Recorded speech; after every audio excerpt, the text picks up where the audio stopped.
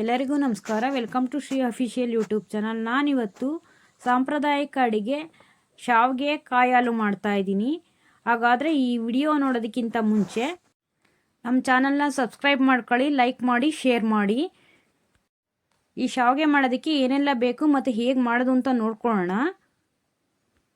ನಾನಿಲ್ಲಿ 1 ರಿಂದ 1.5 ಸೇರು ಅಕ್ಕಿ ಹಿಟ್ಟು ತೊಗೊಂಡಿದ್ದೀನಿ, ಬೆಣ್ಣೆ ತೊಗೊಂಡಿದ್ದೀನಿ, ಹಾಗೆ ರುಚಿಗೆ ತಕ್ಕಷ್ಟು ಉಪ್ಪು ತೊಗೊಂಡಿದ್ದೀನಿ, ಮೈದಾ ಹಿಟ್ಟು ತೊಗೊಂಡಿದ್ದೀನಿ. ಒಂದು ಪಾತ್ರೆಯಲ್ಲಿ ಸ್ಟವ್ ಮೇಲೆ ನೀರು ಕಾಯಕ್ಕೆ ಇಟ್ಕೊಂಡಿದ್ದೀನಿ. ಇವಾಗ ಅದಕ್ಕೆ ಎಷ್ಟು ಬೇಕಷ್ಟು ರುಚಿಗೆ ತಕ್ಕಷ್ಟು ಉಪ್ಪು ಹಾಕ್ಕೊತಾ ಇದ್ದೀನಿ. ಇದು ನೀರು ಚೆನ್ನಾಗಿ ಮಳ್ಳಬೇಕು. ಇವಾಗ ನೀರು ಮಳ್ಳಿ ಬರ್ತಾ ಇದೆ. ನಾನಿಲ್ಲಿ 2 ಟೇಬಲ್ ಸ್ಪೂನ್ ಬೆಣ್ಣೆ ಹಾಕ್ಕೊತಾ ಇದ್ದೀನಿ, ಹಾಗೆ ಒಂದು 4 ಟೇಬಲ್ ಸ್ಪೂನು ಮೈದಾ ಹಿಟ್ಟು ಹಾಕ್ಕೊತೀನಿ. ಈ ಮೈದಾ ಹಿಟ್ಟು ಹಾಕೋ ಉದ್ದೇಶ ಏನಿಲ್ಲ, ಶಾವಿಗೆ ಬಿಡಿ ಬಿಡಿಯಾಗಿ ಎಳೆಯಾಗಿ ಬರಲಿ ಅಂತ. ಮೈದಾ ಹಿಟ್ಟಿಲ್ಲ ಅಂದರೆ ಗೋಧಿ ಹಿಟ್ಟು ಕೂಡ ಹಾಕ್ಕೋಬೋದು ನಾವು. ಇವಾಗ ನಾನು ನೀರಿಗೆ ಹಿಟ್ಟನ್ನ ಸೇರಿಸ್ಕೊತಾ ಇದ್ದೀನಿ. ನೋಡಿ, ಈ ರೀತಿ ಹಿಟ್ಟು ಎಷ್ಟು ಸಾಧ್ಯ ಆಗುತ್ತೋ ಅಷ್ಟು ಸೇರಿಸ್ಕೋಬೇಕು. ಫುಲ್ ಹಿಟ್ಟು ತುಂಬಾರ್ದು.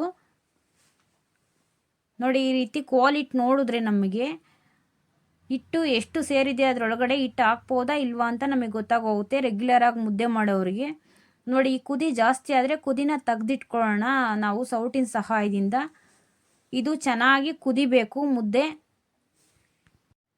ಮೀಡಿಯಮ್ ಫ್ಲೇಮ್ ಇಟ್ಕೊಂಡು ಚೆನ್ನಾಗಿ ಮುದ್ದೆನ ಒಂದು 5 ರಿಂದ 10 ನಿಮಿಷ ಕುದಿಸ್ಕೊಬೇಕು. ಕುದ್ದಾದ್ಮೇಲೆ ಮುದ್ದೆ ಬೆಂದಿರುತ್ತೆ. ಇವಾಗ ಆ ಅಕ್ಕಿ ಹಿಟ್ಟು ಎಲ್ಲ ಈ ಕುದಿ ಒಳಗಡೆ ಚೆನ್ನಾಗಿ ಮಿಕ್ಸ್ ಆಗಬೇಕು. ಆ ರೀತಿಲಿ ನಾವು ಮುದ್ದೆನ ನಾದ್ಕೋಬೇಕಾಗುತ್ತೆ. ಈ ರೀತಿ ಚೆನ್ನಾಗಿ ಒಂದು ಕೋಲಿನ ಸಹಾಯದಿಂದ ಮುದ್ದೆನ ತಿರುಗಿಸ್ಕೊಂಡು, ಇದೊಂದು ದಬ್ಬೆ ಅಂತ ಕರೀತಾರೆ, ಈ ದೆಬ್ಬೆ ಸಹಾಯದಿಂದ ನಾವು ಮುದ್ದೆನ ನಾದ್ಕೋಬೇಕಾಗುತ್ತೆ ಈ ರೀತಿನಲ್ಲಿ.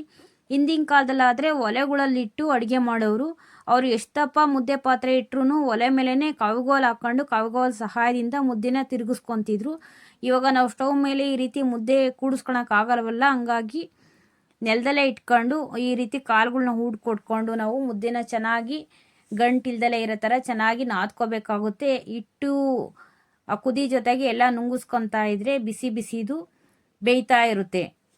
ನೋಡಿ, ಈ ರೀತಿ ಇನ್ನೊಮ್ಮೆ ನಾವು ಕುದಿ ಹಾಕ್ಬಿಟ್ಟು ಅದು ಮುದ್ದೆ ಚೆನ್ನಾಗಿ ಇನ್ನೂ ಬೇಯಲಿ ಅಂತ ಹೇಳ್ಬಿಟ್ಟು ಇನ್ನೊಂದು 5 ನಿಮಿಷ ಮುಚ್ಚಳ ಮುಚ್ಚಿಟ್ಟು ಬೇಯಿಸ್ಕೋಬೇಕು. ನೋಡಿ, ಈಗ ಮುದ್ದೆ ಚೆನ್ನಾಗಿ ಸಾಫ್ಟಾಗಿ ಬೆಂದಿದೆ. ಇದು ಶಾವಿಗೆ ಮುದ್ದೆ ಆಗಿರೋದ್ರಿಂದ ತುಂಬ ಗಟ್ಟಿಯಾಗಿ ಮಾಡ್ಕೋಬೇಕು ನಾವು, ಸ್ಮೂತಾಗಿ ಮಾಡ್ಕೋಬಾರ್ದು.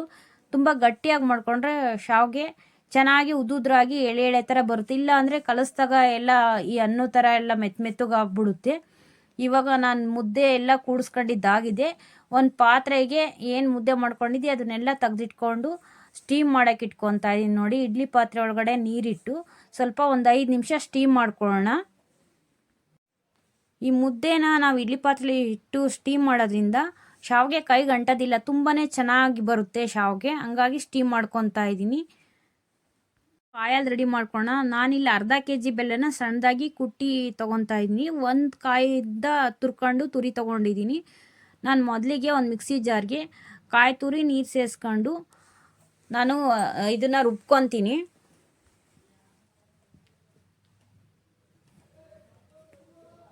ನುಣ್ಣಗೆ ರುಬ್ಕೋಬೇಕು ನಾವಿಲ್ಲಿ. ನುಣ್ಣಗೆ ರುಬ್ಕೊಂಡು ಇದನ್ನು ಶೋಧಿಸ್ಕೋಬೇಕಾಗುತ್ತೆ. ಶೋಧಿಸ್ಕೊಂಡು ಸಪ್ರೇಟಾಗಿ ಇದನ್ನು ಕಾಯಿ ರಸ ತೆಗೆದಿಟ್ಕೊತೀನಿ. ಇದನ್ನು ಹಸಿ ಕಾಯಿ ರಸ ಅಂತಲೂ ಕರೀತಾರೆ.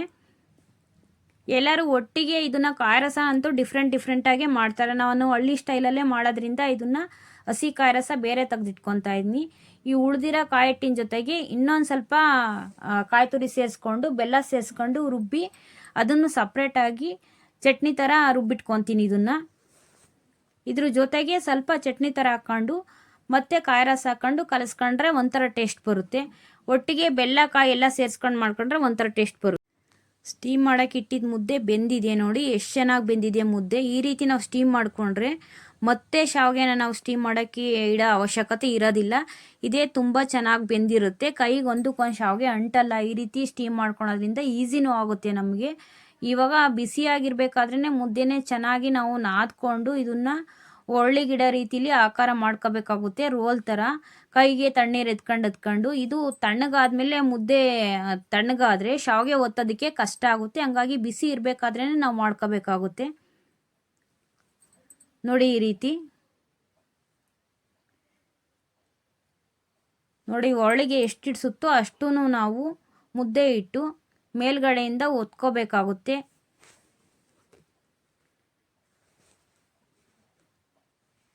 ಈ ಶಾವಿಗೆ ಒಳ್ಳನ್ನ ಜಾತ್ರೆಗಳಲ್ಲೆಲ್ಲ ಸಿಗುತ್ತೆ, ಬೇಕಂದರೆ ತಗೋಬೋದು.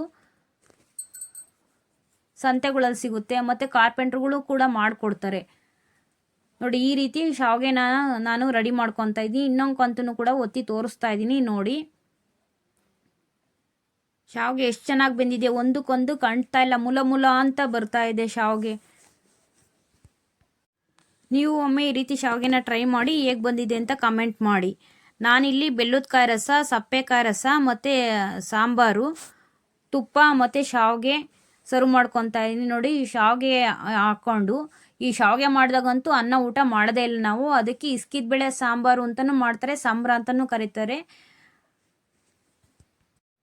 ಶಾವಿಗೆ ಜೊತೆಗೆ ಬೆಲ್ಲದ ಕಾಯಲು ಮತ್ತು ಸಪ್ಪೆಕಾಯಿ ರಸ ಅಂತ ಕರೀತಾರಲ್ಲ, ಆ ಕಾಯಿ ರಸ ಹಾಕ್ಕೊಂಡು ನಾವು ತುಪ್ಪ ಹಾಕ್ಕೊಂಡು ಸವಿತಾ ಇದ್ದರೆ ಅದ್ರ ಟೇಸ್ಟೇ ಬೇರೆ.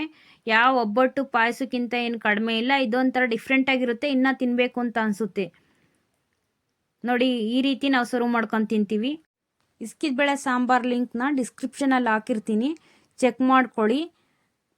ಸ್ವೀಟ್ ತಿಂದಾದ್ಮೇಲೆ ಖಾರ ತಿನ್ನಬೇಕಲ್ಲ, ಹಂಗಾಗಿ ಶಾವಿಗೆ ಜೊತೆಲೆ ಮತ್ತು ಇಸ್ಕಿದ ಬೇಳೆ ಸಾಂಬಾರು ತುಪ್ಪ ಹಾಕ್ಕೊಂಡು, ಬೇಕಂದರೆ ಇದಕ್ಕೂ ಬಿಳಿ ಕಾಯಿ ರಸ ಹಾಕ್ಕೊಂಡು ತಿಂದು ನೋಡಿ. ನೀವು ಒಮ್ಮೆ ಟ್ರೈ ಮಾಡಿ ಹೇಗೆ ಬಂದಿದೆ ಅಂತ ಕಮೆಂಟ್ ಮಾಡಿ. ಧನ್ಯವಾದಗಳು.